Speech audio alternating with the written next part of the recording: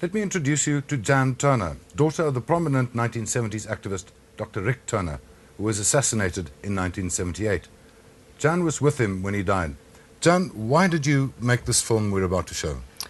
Well, it wasn't really until 1989, when Jacques Pauw first revealed the Death Squad story, that I thought we might stand a chance of finding out who killed my dad. And I began to investigate it, and in 1993 came here to see if we could find out who the killer was, and made a film about that journey. So the film is 3 years old? Yeah. You officially went to the Truth Commission this week. What is it you want from that commission? I want to know who killed my dad and why. And if you find that out, would you forgive that person? For me, this process is less about forgiveness than it's about understanding. It's not that I don't want to forgive, it's that I can't actually locate forgiveness in me for this.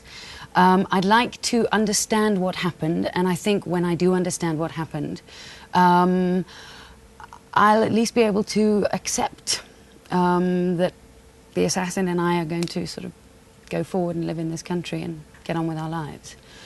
Forgiveness is something entirely sort of beyond my understanding, if you like.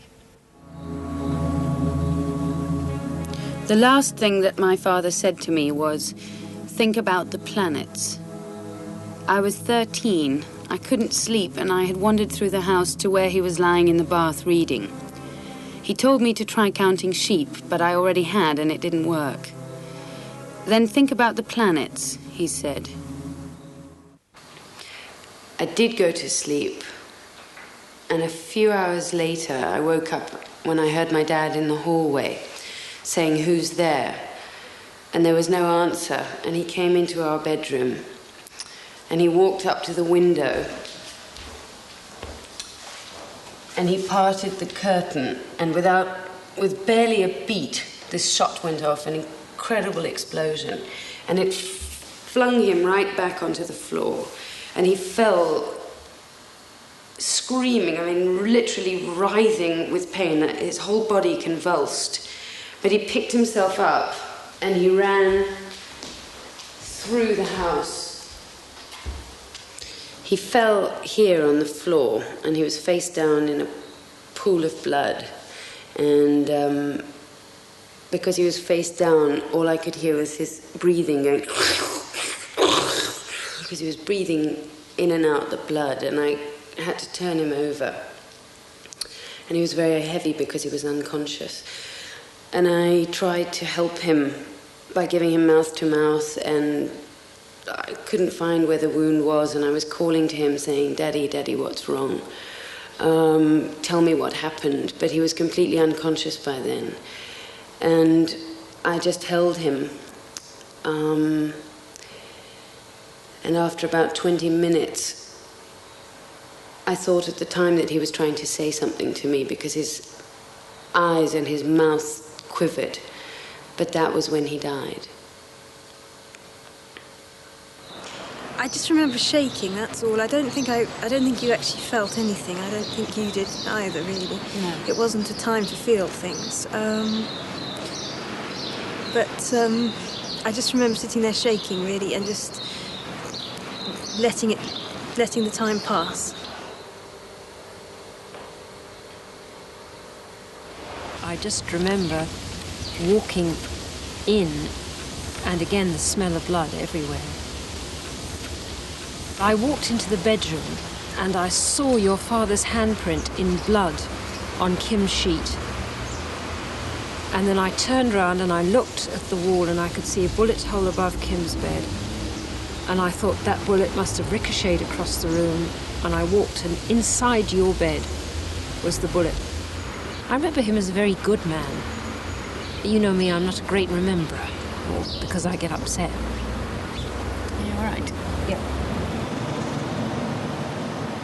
It wasn't AIDS, it wasn't cancer, it wasn't old age that killed my father. Somebody walked up to our house armed with a 9mm pistol and shot him at point-blank range. Who? Why? For the last 15 years, I have been circling those questions. Now I have come back to a very different South Africa. This is a country poised for democracy, breaking from apartheid. I have come here to confront my past, but I have also come to find out if South Africa is going to confront its past or bury it. Because the reason for my father's death is wrapped up in South Africa's violent history. Your father, as a figure for assassination, would have suggested himself. He was a particularly critical person, intellectually and in other ways, in the formation and direction that mass movements were beginning to take. He was, of course, was an extremely popular person amongst the student movement, but had managed to reach also into the black student movement, where he had considerable credibility. Was at the center point of a number of debates around the direction, in general, mass resistance should take in South Africa. I think Rick was very vulnerable because of his innate honesty and the fact that he approached everything very frankly. He hid nothing about himself or about what he did. But more than that, I think it was his profound gentleness that made him so vulnerable. The rest of us, you know, we would fight back and we would be aggressive and we would be abrasive, but not Rick. My father and mother divorced in 1971. That same year, my dad married Fazia Fisher in a Muslim ceremony. Their being together broke 3 fundamental laws of apartheid: the Group Areas Act, the Immorality Act, and the Mixed Marriages Act. So does Fazia share my need to know who killed her husband? That person has been with us. It's almost like wanting to distance that person, wanting to take that person away from that closeness and saying, go over there, so that they become part of things that are explainable and can be dealt with. Do you feel a need for revenge? Does distance mean revenge?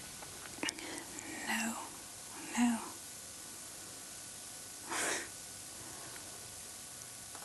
I would not want to enter that person's life as intimately as that person's entered mine.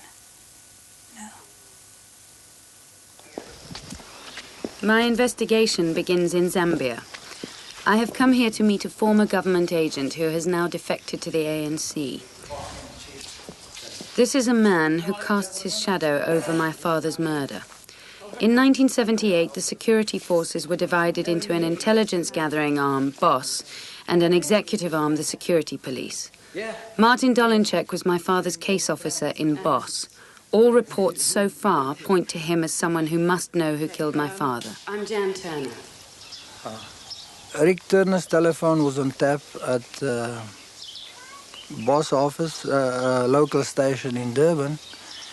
But later on, when he was murdered, it transpired that it shouldn't have been, because security branch was in charge of his case. What shouldn't have been?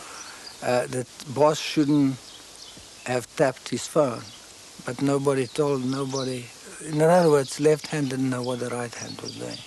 There was 24-hour surveillance on him by surveillance units of BOSS in Durban. 24-hour? Yeah. For years? For years, yeah. And BOSS surveillance units itself was doing surveillance, and sometimes they punctured his car tires and whatnot, and they were laughing when he was carting them one by one to the nearest filling station. How come, if both BOSS and the security branch had telephone taps on him and 24-hour surveillance, nobody knows who went to that house that night and killed him? It's a good question, yeah. What's your answer? Well, one thing is you can, if you want to do something, you can withdraw the surveillance, assign him somewhere else. After my father was shot, what did you hear about who might have killed him? No, we were told to leave, not to meddle. Who told you? Headquarters. Dolinczek denies any involvement in the assassination, and I believe him. He is certain that the murder was carried out by the security police and told me that boss rumours at the time pointed to a security branch officer who is now a colonel in the South African police. This morning we are going to meet a man who claims he knows the identity of the assassin. We traced him through a series of leads, somebody who knew somebody who knew somebody whose cousin knew who did it. For fear of reprisal, our source has asked us to conceal his identity. He was in the police in the 1970s and still has friends in the security forces. The voice you are hearing is not his. So, who was it that killed my father? Well, Jan, the rumour at that stage was that it was a man by the name of Roybart, who he worked for BOSS, the Bureau of State Security. And that's as much as I know. So, what was the gossip that you heard? Well, we heard that Roybart had actually bumped off Professor Turner. And quite frankly, I can believe it. Where is he now? Not long after your father's death, he himself was killed in a motor accident. And was there anything strange about the accident? Yes, we found it rather strange that his brakes failed on his vehicle, and he had a little beach buggy, and it was his pride and joy. Why should the brakes just suddenly fail? So it's interesting that if that gossip was known by people like yourself, that it never got investigated, because presumably it must have been known by murder and robbery, for instance, in Durban. Yes, most certainly. I believe that, yes. Do you think that this was a well-planned murder? I produced the docket, yes. According to the docket, it seems like that. Have you ever come across in any of that docket the name of a boss agent? I don't know his name, but his nickname was Roybart. There were names mentioned, but I can't disclose that because, you see, I can mention names now and a person might not be responsible, and so it will put me in trouble. So, as I understand it, the cartridge and the bullets came from an SAP mint. That's information that came from Dolincheck. Is that true? No, the bullets they issued the police force with came from our logistics, but it's virtually the same as theirs. I mean, it's... Cape Town waterfront on a Saturday afternoon. I am talking to David Beelders, a convicted right-wing terrorist who is alleged to have confessed to killing my father. He does not know we are being filmed. Did you ever come across a guy whose nickname was Roybart? You did? What was his name? What was his actual name? Do you think that he could have killed people? You said he was a vicious character. He wasn't as tolerant as some people. We all capable of killing sometimes. Yeah? Are you?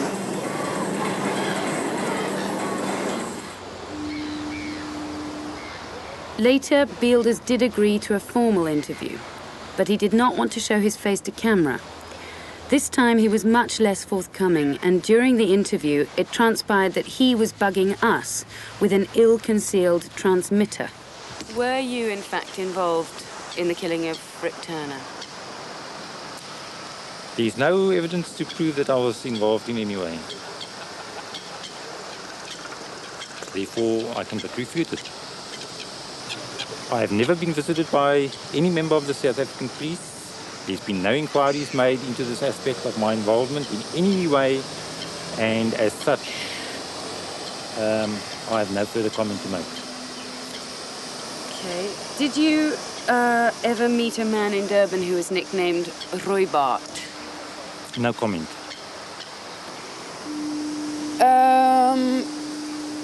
He completely rattles me. I was very scared the two occasions that I've spoken to him before today.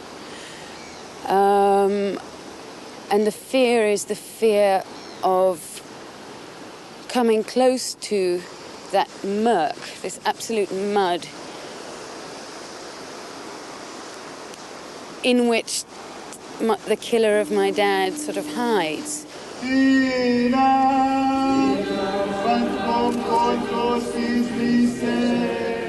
A week into my journey, Chris Harney, a senior ANC official, was assassinated. He was shot down in his driveway in front of his 14-year-old daughter, Nomakwezi. It was a terrifying indication that assassination continues to be used as a political weapon in South Africa. It was consistent with the patterns of the past. Scores of assassinations remain unsolved.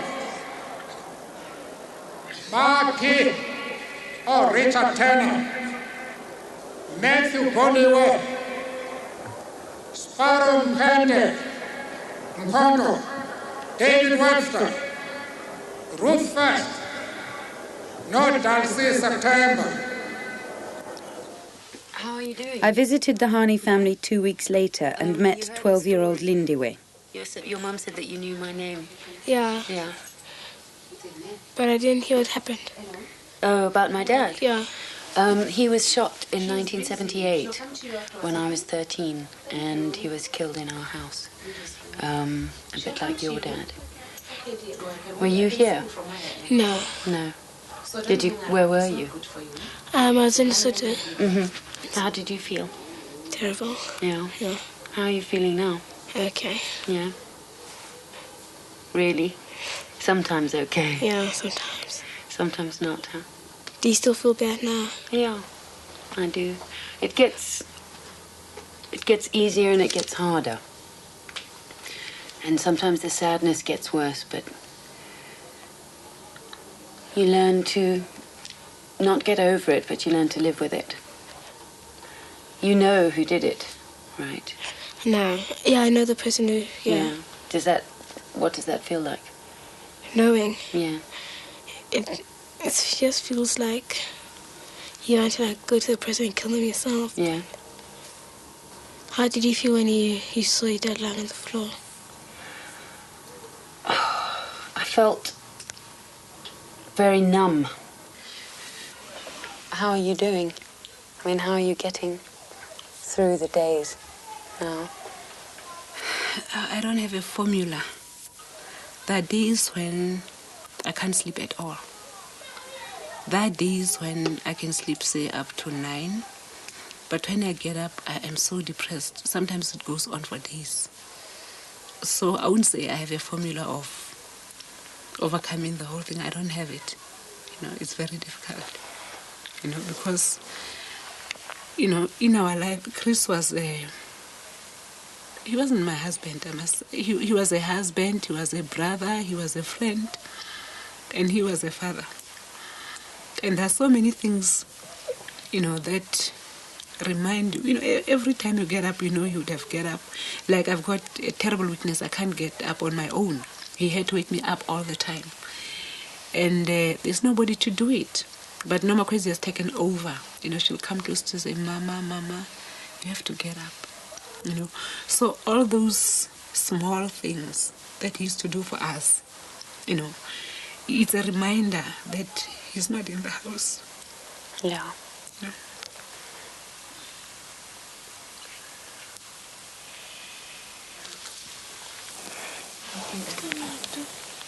Yeah.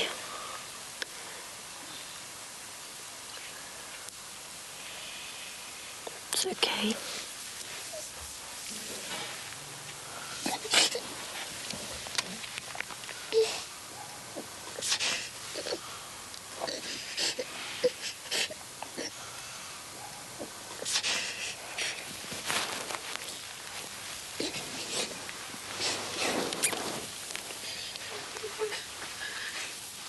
Is she okay?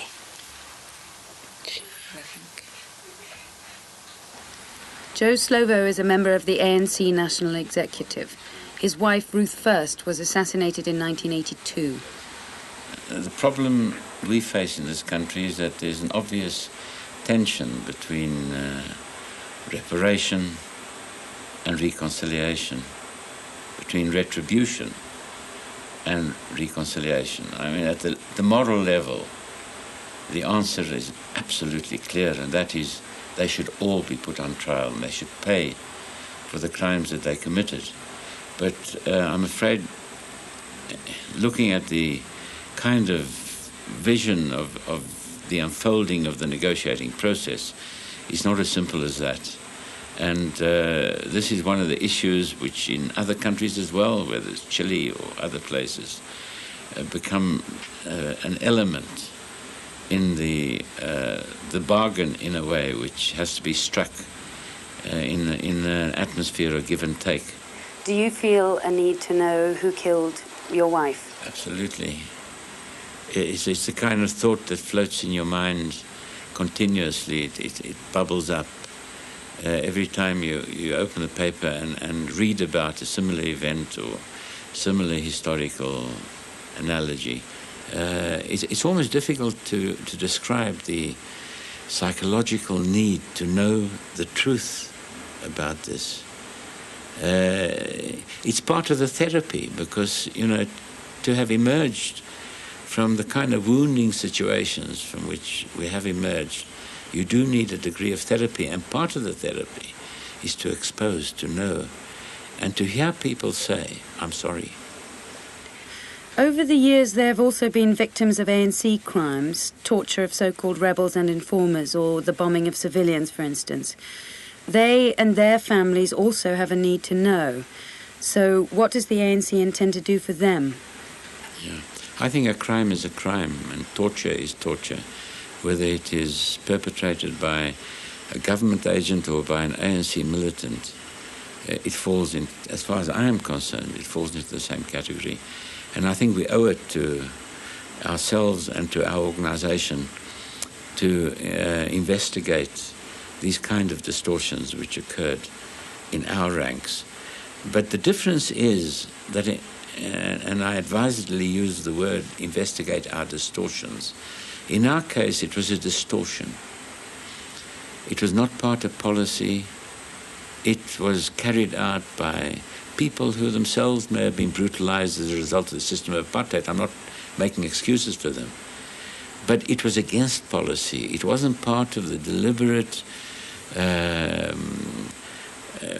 decision to engage in murder, to engage in total onslaught, torture, as a matter of policy.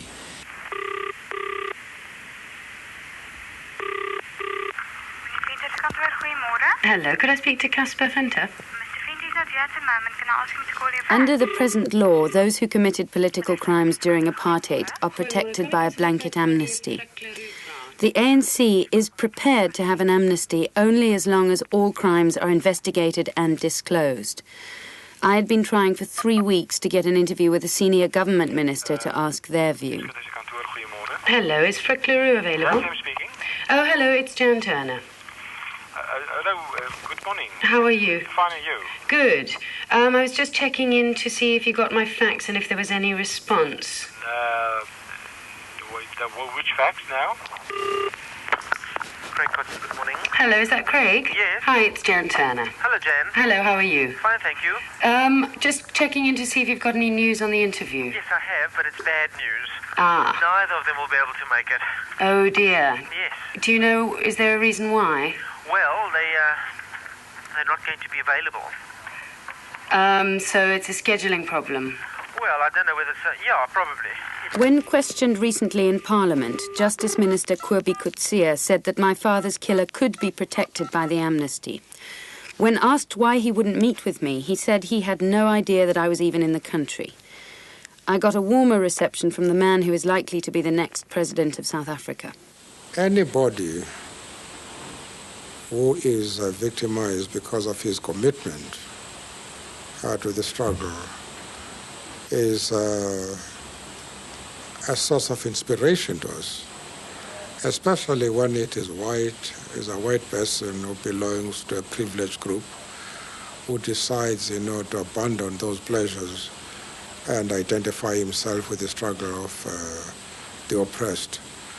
That has always been a source of inspiration I want you to know that we respect your father, and he is among some of our heroes. We do visualize some time to come having a hero's acre. A hero's acre is an important symbol, and symbols do play a part in the healing process. But it still leaves unanswered the questions surrounding my dad's death. Your father will be one of those who will be removed to that acre. I'm very happy indeed to have met you. Thank you. Thank you. Very happy to meet you. My father converted to Islam when he married Fazia, so he was buried here in Brook Street Cemetery in the heart of Durban. In making this film, I have come to know my father, and I have finally let go of him. I will always need to know who killed him and why. Like thousands of others, I simply need to understand. I thought I had come here at a time when the brutal secrets of apartheid were unraveling, but this is clearly still a country where assassins can hide. The ANC may be committed to full disclosure, but I do wonder whether we will ever know what really happened. Will our need get lost in the negotiation and compromise that fashions the new South Africa?